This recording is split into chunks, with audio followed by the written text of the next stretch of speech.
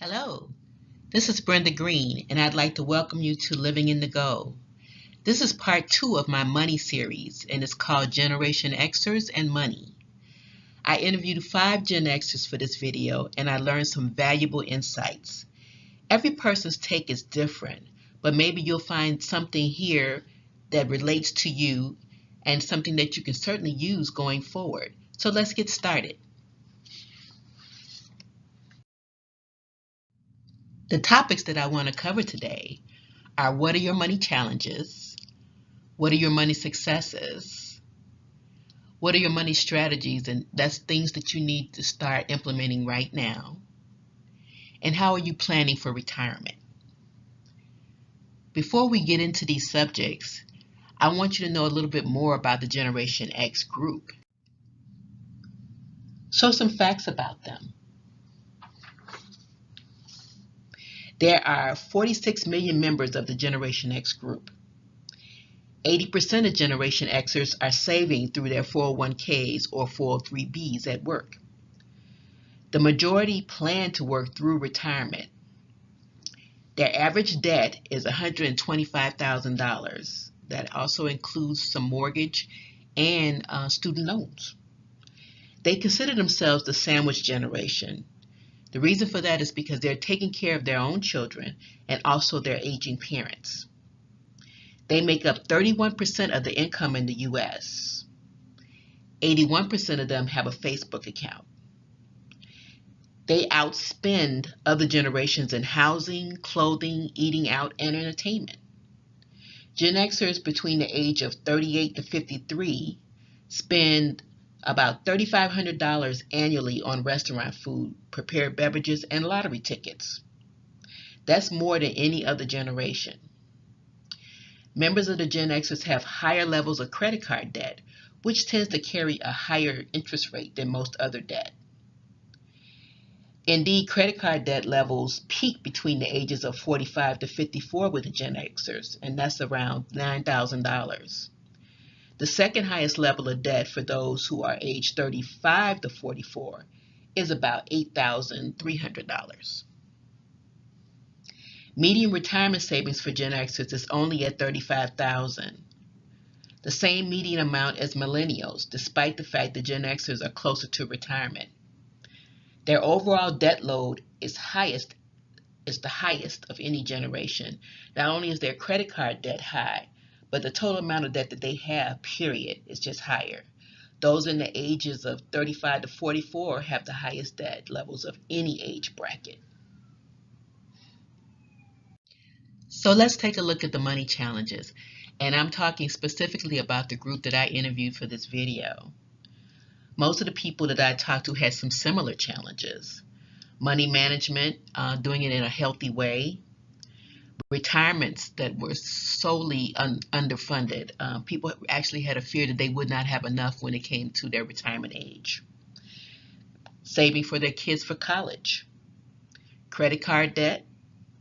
Fear of a job loss, being laid off or terminated. Inadequate health care for themselves and their parents. Paying student loans. Again, their aging parents. And having no estate plans in place. In other words, if they did die, and eventually everyone will, they don't have a will, they don't have a trust. Some of them had never thought about it, and some of them figured they would get around to it eventually. I didn't want to just focus on challenges because we get focused on the day-to-day things. We're rushing around and think about all the things that we have to get done, and we don't focus on the good things, which are your money successes. So I talked to my group to ask them what were their successes, and these are the things that they came up with.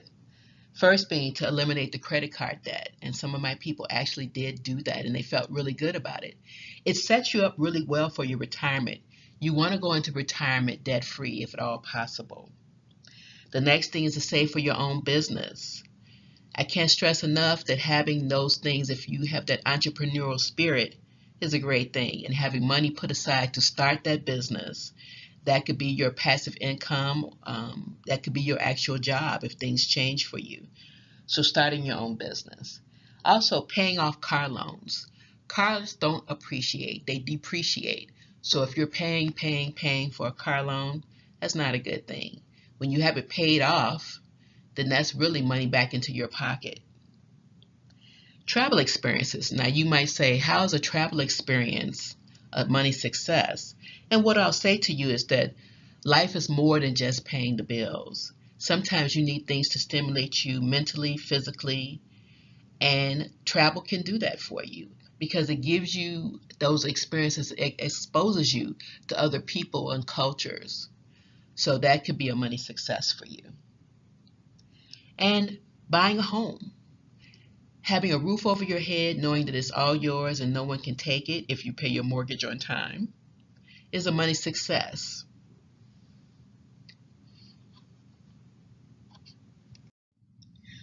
When I was talking with my Gen Xers, what they really wanted to know was some strategies on how to get some things accomplished. And we talked about several topics, but some of the key ones I'm going to focus on right now. The first being how to pay off a mortgage quickly. If you have a 30-year mortgage, that's 360 monthly payments that you will be responsible for. So strategy number one could be, how do I reduce that? And I'll tell you, if you make an extra mortgage payment a year, that reduces some of the years on your payments. If you put an extra $100, if you can afford that, on it each month, that reduces it for you.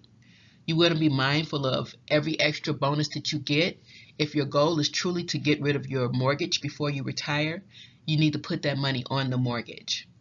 Make sure also when you sign up for that mortgage that there are no penalties to you if you pay it off early. I don't think a lot of mortgage companies still do that, but you never know. So just make sure that's done. You also wanted to think about, how can I help my aging parents? And that's a reality. If your parents are older, they're going to need care as they get older.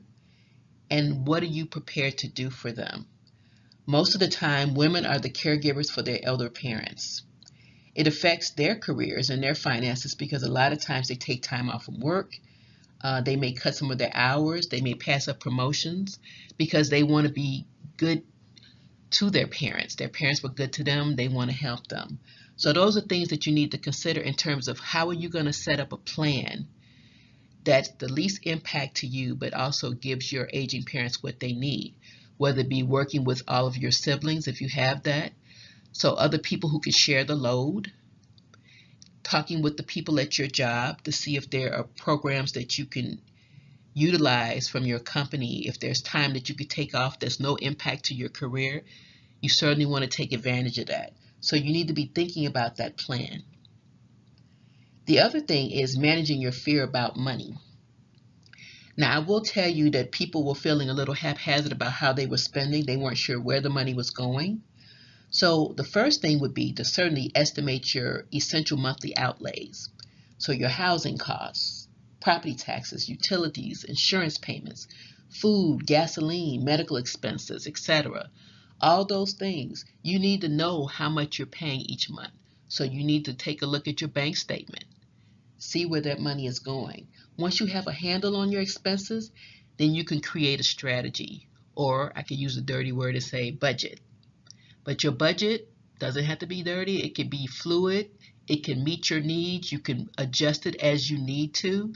But having that in place will reduce some of the fears that you have about money. So you want to do that. The other thing is retirement. And a lot of people think about the retirement and they say, well, am I going to be able to? Well, the first thing you need to do is to calculate your income at the age of 66 or 67. See how much you're going to actually be bringing in. So if you're working at a company that has a pension, you can go into that site and it will tell you how much you're going to get at the age of 66 if you continue to work at that company. You can also go to socialsecurity.gov, set up an account for yourself, and it'll tell you how much Social Security you're going to be getting at the age of 66 or 67. You need to include all of the benefits that you're going to get, your pension and anything else, your 401k, your 403b, add all those things up. That will help you determine how much your income is going to be when you get to be 66. Now, people say, and a lot of finance people tell folks, you should work till you're 70. Well, a lot of people may not be in the greatest of health. They may not want to work till they're 70 years old. So plan your retirement accordingly. If you want to be out at 66, then plan for that. You also need to, if you're married, talk with your spouse.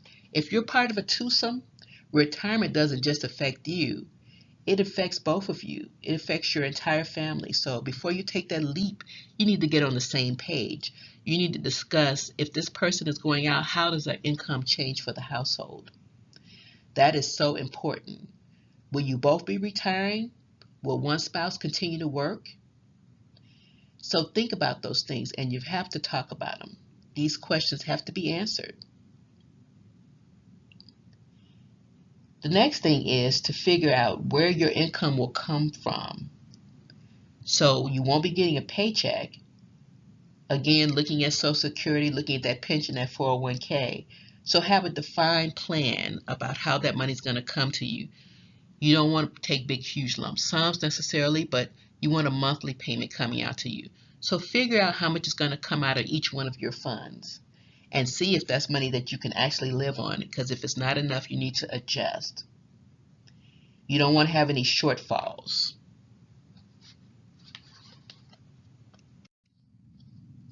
So what does your retirement plan look like? And I'm saying your retirement plan because I'm hoping that you actually have one. So what does that retirement plan look like?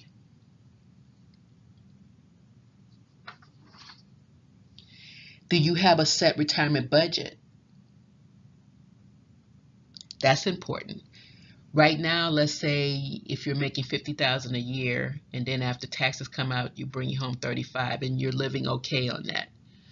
Will that be enough for you for retirement?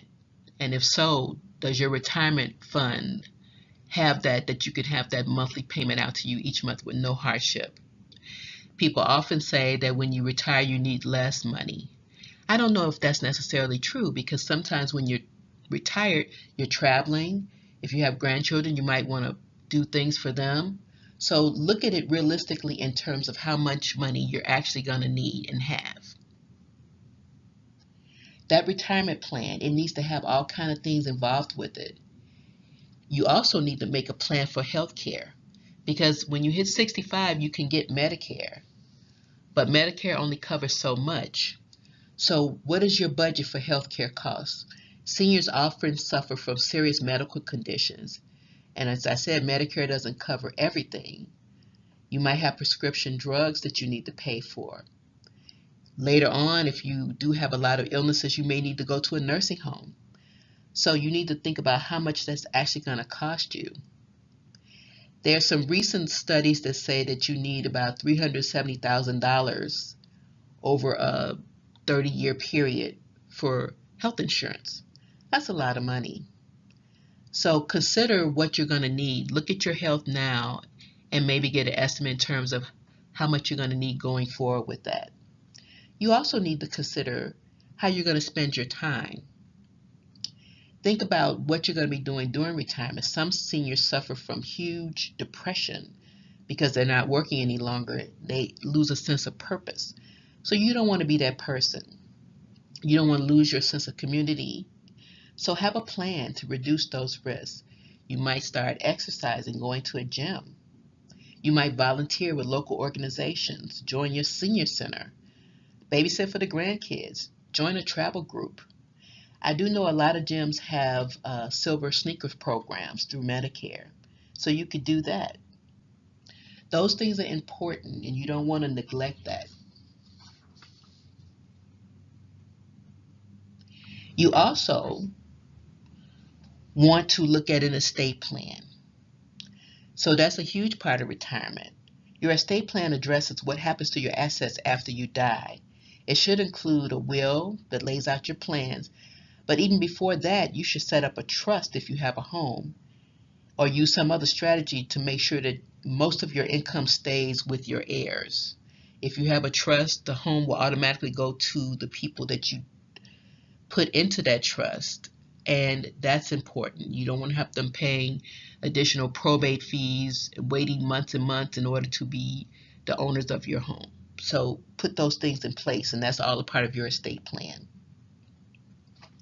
In its simplest form, retirement planning is the planning that you do to prepare for life after paid work ends. So the non-financial aspects are just as important. Think about it. You want a holistic approach to retirement planning, and you want to consider all the areas. So in summary, address your money concerns now. Half the battle is acknowledging what needs to be done. Make a plan and stick to it. Continue to create money successes for yourself. Everybody needs that pat on the back. So as you hit your goals, acknowledge it, celebrate it. You want to tackle your credit card debt. You want to be financially debt-free when you go into retirement. I'm telling you, nothing helps you sleep better at night than having no credit card debt. You also want to talk with your parents about their plans for their future.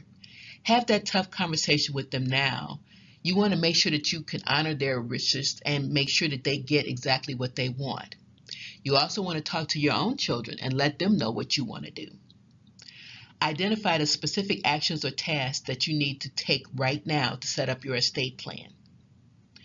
Review your retirement plan, and if you don't have one, start one and then make adjustments. You also want to track your progress. Now, as always, I have a few beliefs. These are just my opinions, but things to live by. That's what I like to call them. It's never too late to redefine your financial picture. People sometimes think, oh, I'm over 50. What can I do? There's plenty you can do. You just need to start. Don't go broke trying to look rich. Act your wage.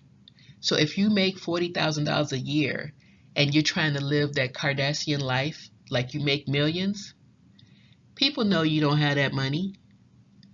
Don't try it. Credit cards are addictive. They are so easy to use, and they create a false lifestyle for yourself because the bill comes due. It's nothing attractive about having credit card debt. Term life insurance is much more affordable than whole life insurance. It's income replacement for your family. It's not an investment vehicle. So a lot of times, insurance agents will try to sell you the whole life policy saying that you could use this for investments. The stock market is for investments, not insurance. An estate plan gives you peace of mind, so do it and then tell your family about it. Don't make a will and nobody knows. Make sure that you let people know, maybe even give them a copy. It gives them peace of mind too. Take care of your health now. Making small changes to have a better lifestyle gives you a better retirement. It really does. The healthier you are, the less medication you need to take, the less doctor visits you need to have, the less money that comes out of your pocket. So that's important. So as always, I want to thank you for your time and your attention. And if you enjoyed this presentation, please hit the subscribe button and tell all your friends. So thank you again and have a fabulous day.